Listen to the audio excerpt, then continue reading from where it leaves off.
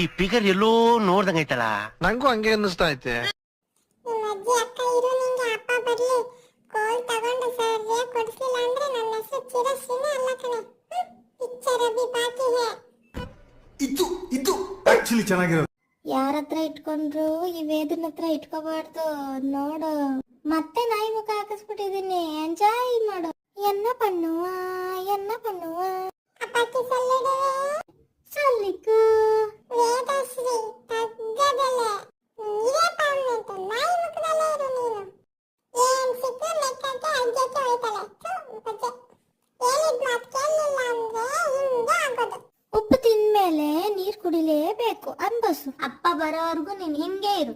ಅಪ್ಪ ಕೇಳಿದ್ರೆ ಅಪ್ಪ ಇವಳು ಎಷ್ಟು ಹೇಳಿದ್ರು ಬಾಯಿಗೆ ಹಾಕೋತಾ ಇದ್ಲು, ಅದಕ್ಕೆ ನಾನು ಇವಳಿಗೆ ನಾಯಿ ಮುಖ ಹಾಕಿಸ್ಬಿಟ್ಟೆ.